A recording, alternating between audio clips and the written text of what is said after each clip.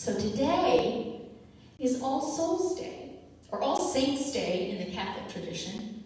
All Souls Day, Dia de Muertos, the Day of the Dead.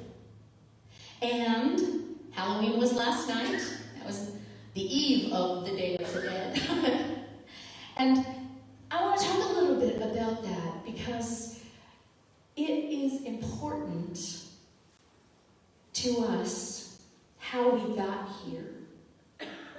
We stand on the shoulders of those who've gone before in so many ways. And it's important for us to remember that, not to stare at the past, but to allow the past, the mistakes of the past and the good of the past, to inform us as we go forward.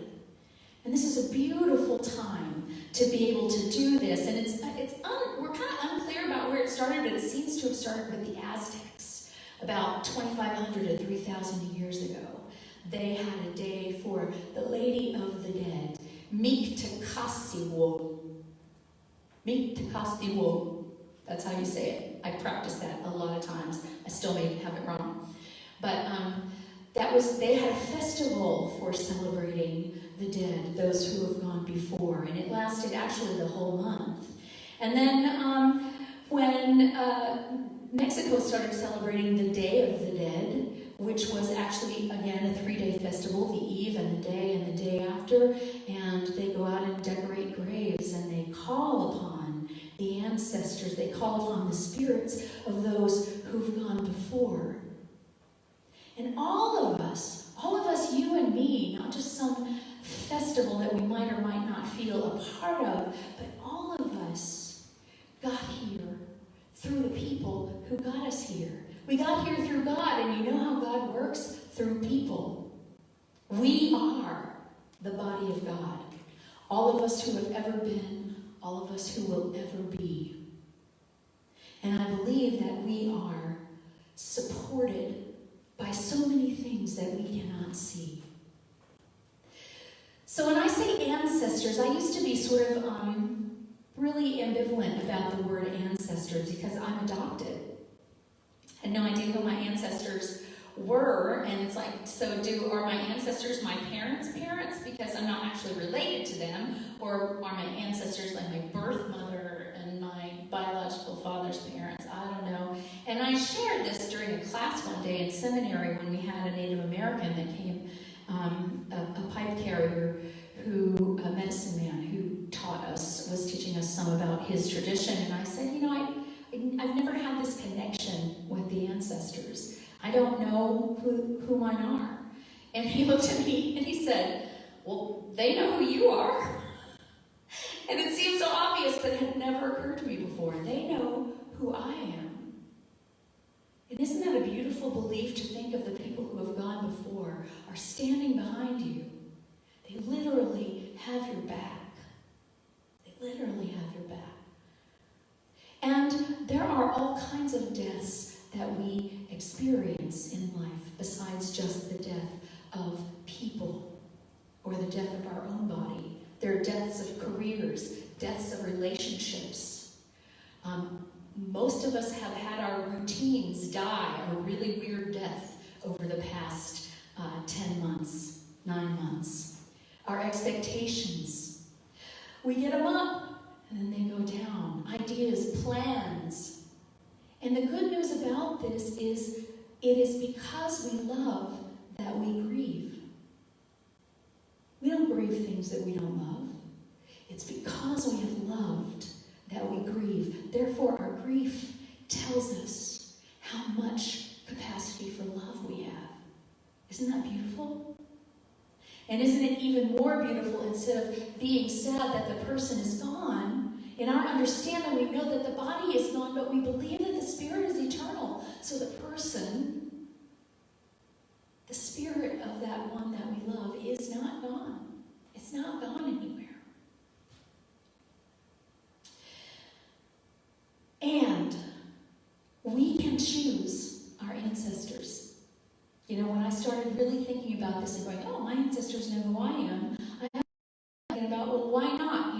Because I was raised by my parents, and they were raised by their parents, and they were raised by their parents, and so I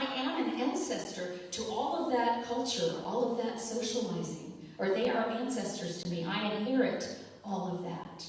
And I inherit the DNA of my physical parents, my biological parents. And so the question, which do I carry? It doesn't matter. But I would ask you, when you think about standing on the shoulders or knowing who is at your back, that you choose. You choose how you want to be supported. And then you believe that you are supported in that way. And believe me, we are all one. So Jesus and Gandhi and Martin Luther King are our ancestors. They are our ancestors. They're your ancestors. Mother Teresa is your ancestor. Think about that. We all have the same capacity within us that they had. So I invite you today, I don't know if the email went out that was supposed to go out, but I invite you, if you would like to, sometime today, to light a candle for someone in particular who you are missing. Just let it burn for a few hours in a place where you're going to be present to it, and allow that burning flame to remind you that their spirit is with you. That's what I'm going to do today. And the other thing I asked for, I brought a candle with me. The other thing I was going to ask for is to bring something that reminds you of that person. And so I decided today that on my All Souls Day, the day I'm declaring to be mine, that I am celebrating my father, the one who reared me, the one who I know as my earthly father. And so I have a candle for him, and my altar object is a shaker of salt. The man salted more than anybody I've ever seen. He salted his food, truly. And one of the things that we laughed at the most hard is after he died, Bob and I were cleaning out his old truck and, taking the stuff out of it. There were guns in there, there were all kinds of, things in there. But there was a Tupperware shaker of salt. He was afraid he was going to get somewhere and there wouldn't be enough salt, so he had to carry it with him in his vehicle. That just cracks me up. So I think of my dad every time I salt food. My friend Sue decided that every time she sees a penny, that it's a visit from her dad, and she says hello. So I encourage you to develop some kind of ritual that allows you to remember your loved one, not just with grief, but with joy. And to know and to be reminded that they're there. They're there. So there was the Aztec festival, and then the Catholics, as they were so good at doing, sort of gradually took it over and moved it. The Aztec festival was in August, actually, for a whole month, and they moved it to coincide with All Saints Eve, All Saints Day, and All Souls Day. And All Saints Eve is a time, in the belief of many, that the veil thins between this world and the next world, and it's easier to contact. It's easier to have a visit, and that's what the Mexicans call it. That this is a visit from your departed loved ones. What a great idea to get a visit. And so the Catholics celebrate All Saints Day as a day to celebrate the saints, literally those who have been canonized by the Catholic Church. And they also say, and those saints which only God knows about, which I love. They haven't been canonized, but we know they're saints. God knows about them. And so I'm going to tell you a secret. You are the saint that God knows about. You are. I am. That's who we are. That's who we are. We're saints that are learning, but aren't all the saints? And then tomorrow is All Souls Day. That's just for every regular Joe to be remembered. Well, we're that too. Divine and physical. We're both of those things. And so we get to celebrate all weekend if we want to. And then one of the other ancient traditions, festivals, is the festival of Samhain. It looks like Samhain, but it's pronounced Samhain. I can't figure out that Celtic language at all. But it's a pagan in Ireland, in Scotland, in parts of Britain, on the Isle of Man. And And it was at this time, about halfway between the autumn equinox and the winter solstice, the end of harvest, when they started to celebrate the dark half of the year. And we're all noticing right now that the sun is rising later and setting sooner. So we're experiencing that. And in Samhain, that dark part of the year could represent harmful or destructive powers of nature, chaos and death and blight. And all I have to say about that is, leave it to the Irish. I have learned that I have about 60% Irish ancestry, and which really informs me. My friend, Mary Margaret Megan McDonough, who is Irish, says, we're always happiest when we're a little bit sad.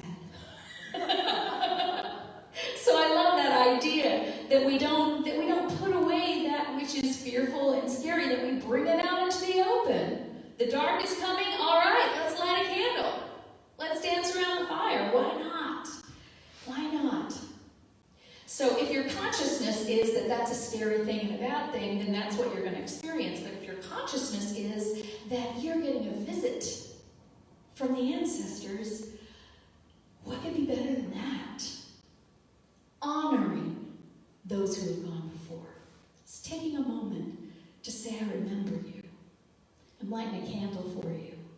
Maybe I'm putting flowers on the place that you were buried, or maybe I'm going to sing our favorite song, or read a book that reminds me of you, or cook your favorite meal. Those are the types of things that are Dia de Muertos celebrations. So we get to choose, and we get to honor those who've come before, whether in grief or in celebration. We get to choose. So I ask you at some point today, now if you can, light a candle and speak the name or names of the people that you want to remember in this moment. Those family, those friends. If you want to, you can put them in the chat, and I'll have Perry read them to me. Honoring those who have gone before. We're calling them forth. We know that they are with us. And let me tell you what else that does. It makes me feel a lot less alone. Does it make you feel a lot less alone? When I was a kid, my family was huge. We had to rent tables, and the kids were put in bedrooms to eat Thanksgiving dinner because literally there were tables all throughout my grandmother's house. And these days, there are very few. I have very few relatives. My family has shrunk down, and sometimes it does make me feel alone. But to know that actually they're all still here. They're all with me in some way, in some form. They're not gone, and I'm still being informed by their lives. Makes me feel less alone. So here's the last thing that I would be quite remiss if I don't bring up. We have an election in 2 days. And it's a very contentious one. There are very strong emotions on both sides, and there are very important things being decided. One, vote. You lose your right to complain if you don't vote, all right? So I like to complain. I already voted. I voted on the first day of early voting. But do that and detach from the outcome. You've done your part. And no matter what happens, if it feels like the best thing that ever happened, I promise you it isn't. And if it feels like the worst thing that ever happened, I promise you it's not. Because, as I sang about in the song, we will carry on. That's what we do. That's the beauty of being human, is that we have these bodies and they're somewhat fragile, but our spirits are strong. And we get to choose in every moment where we're putting our energy. Our energy. And if we live in the energy of love and don't let anything outside take that love away from us, then we triumph. When we say we want to do the loving thing, so we want to beat somebody up who's not doing the loving thing, it doesn't work. Then we just have a bunch of beat up people who keep beating each other up. An eye for an eye leaves the whole world blind, Gandhi said. And Jesus said, I came that you might have life and have it abundantly. And he said, I have learned that you were told, love your neighbor and hate your enemy. But what I tell you is this, love your enemy. Because what Jesus knew and he didn't say was that if you love your enemy, you no longer have an enemy. Now you can hate and decry and work against actions while still holding love for people. And it's hard to do, it's not for sissies. But I know you. You are strong. And right now you may be seeing in a mirror dimly or in a glass darkly, but you know in part. But when you are full of love, you will understand. You will have all of these. Faith, hope, love, abide. These three, but the greatest of these is love. So what I say to wrap this all up is go into this week determined to carry love as your guiding force, remembering, lighting those candles, and remembering how many people you have at your back, both living and gone. You are not alone. We are never alone. Thank you. So we're going to take some of these concepts into a meditation now. And let's sing into it. We'll sing It Is Not I, the same chant we sang before.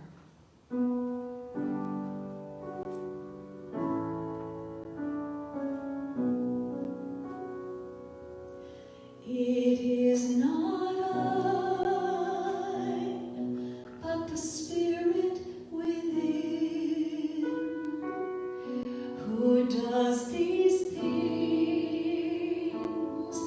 I see before me. It is not I, but the Spirit within. Oh, glory to God. Oh, glory to God.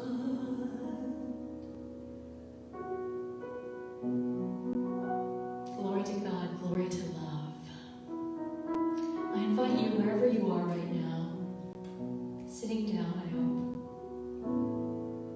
to just breathe deeply and take notice of your breath.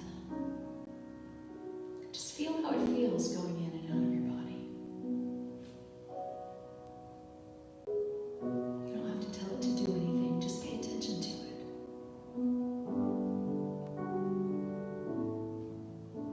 And if you're comfortable, I invite you to close your eyes or to at least soften your focus.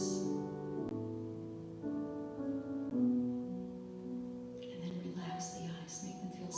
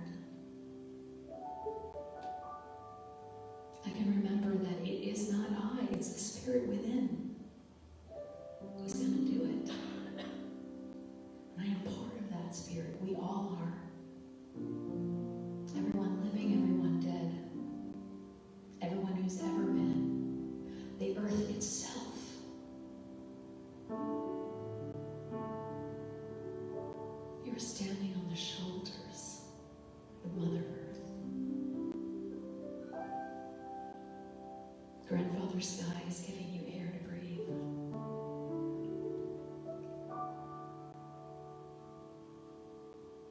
I invite you now to think of your parents. And here's the thing, if it was a troubled relationship, that's okay. Because they didn't know. While they were here in their bodies, they didn't know any better. But now that they're gone, immersed again into the pure love of spirit, they know now. So imagine your parents, your father on your left side and your mother on your right side, and each one of them has a hand on your shoulder. Just lightly to let you know that they're there.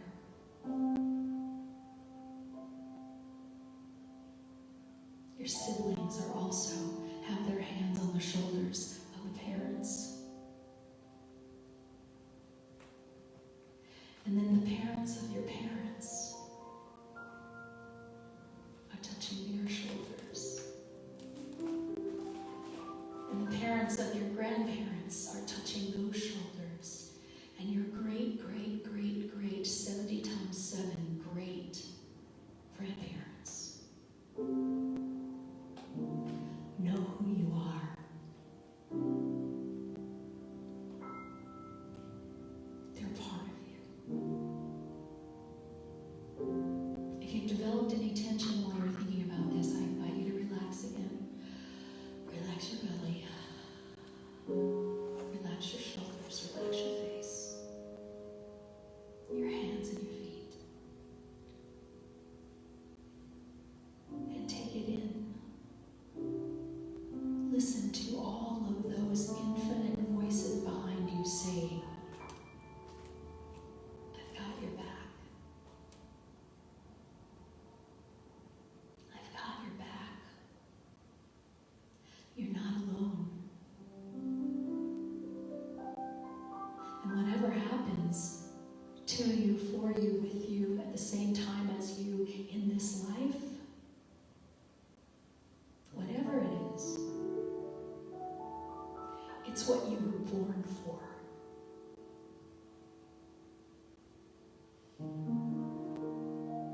You were born for these times, and you're not walking through them alone.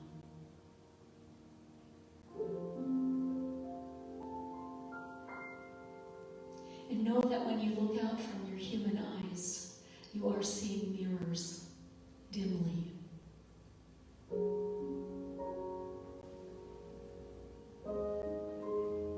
Rather than attacking a mirror, ask it,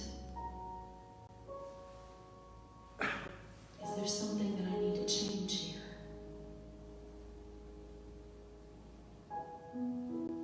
If you don't like how your face looks, you don't beat up the mirror.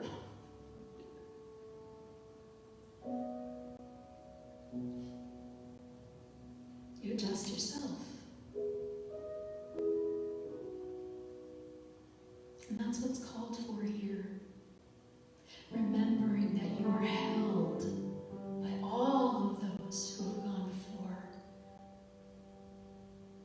And the souls who are coming back. And those who are embodied now. And your only task is to love. And since love is who you are, I know you can do it. And when you forget, as you will, as I do, as we all do and will, let's take a deep breath. And remember all the support we have. Know who's got your back.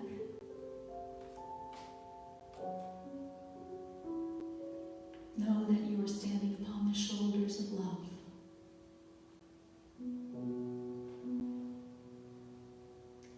And allow all of that blessing in. Breathe it in. And know. It is not I, not my personal ego I, that runs this world.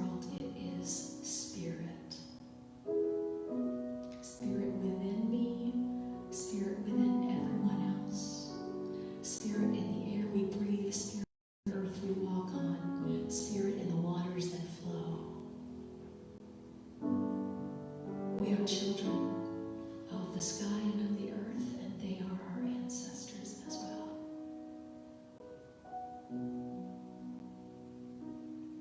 And so we take in this love, and finally, the last thing we say, thank you. Thank you for reminding me. There may be times that I feel alone in this physical body,